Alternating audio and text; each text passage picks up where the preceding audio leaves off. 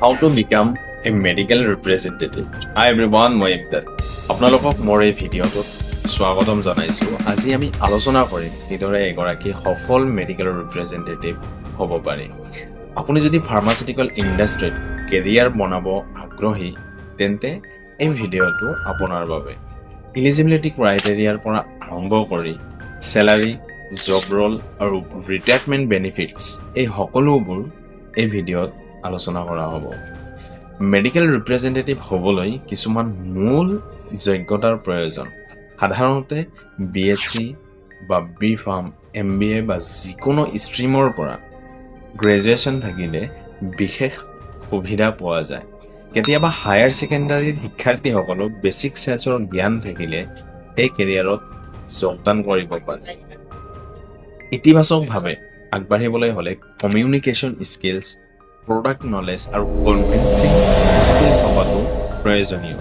যদি এই গুণবোৰ আপোনাৰ আছে তেন্তে এই ক্ষেত্ৰত সফলতাৰ সম্ভাৱনা বেছি থাকে। এজন মেডিকেল ৰিপ্ৰেজেণ্টেটিভৰ আৰম্ভণিৰ চেলাৰী সাধাৰণতে 15,000 টকাৰ পৰা 30,000 টকা পৰ্যন্ত হয়, কিন্তু অভিজ্ঞতাৰ লগত এই পৰিমাণ বৃদ্ধি পায়। মাত্ৰ কেইবছৰতে 50,000 টকা বা তাৰো অধিক উপাৰ্জন কৰিব পাৰি। লগতে ইনচেণ্টিভ আৰু কমিশ্যনৰ সুবিধাও থাকে, যাৰ দ্বাৰা মান্থলি ইনকাম অধিক হোৱাৰ সম্ভাৱনা থাকে।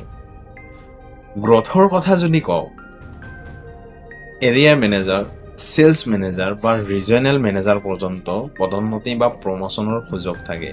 এই ক্ষেত্ৰত আপুনি যিমান আগবাঢ়িব বিচাৰে সিমানেই মনোযোগ আৰু অধ্যৱসায়েৰে কাম কৰিব লাগিব।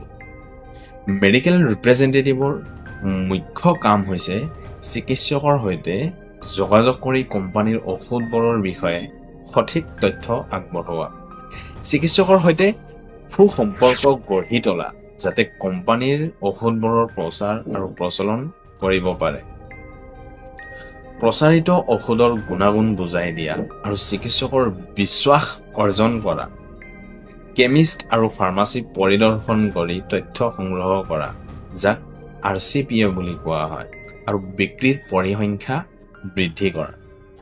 এজন সফল মেডিকেল ৰিপ্ৰেজেণ্টেটিভৰ কাম কেৱল বিক্ৰী কৰা নহয়, চেলছ কৰা নহয়, পেচেণ্ট কেয়াৰ আৰু ডক্তৰ ৰিলেশ্যনশ্বিপ বজাই ৰাখি কোম্পানীৰ গুণগত মান বজাই ৰখাটো যথেষ্ট গুৰুত্বপূৰ্ণ। Job security. মেডিকেল ৰিপ্ৰেজেণ্টেটিভৰ ক্ষেত্ৰত জব ছিকিউৰিটি যথেষ্ট ভাল। স্বাস্থ্য খণ্ডটো সদায় প্ৰয়োজনীয় আৰু ঔষধৰ চাহিদা অহৰহ বৃদ্ধি পাই থাকে, যাৰ ফলত এই কেৰিয়াৰত এক স্থায়িত্ব বজাই ৰখা যায় বা সম্ভৱ।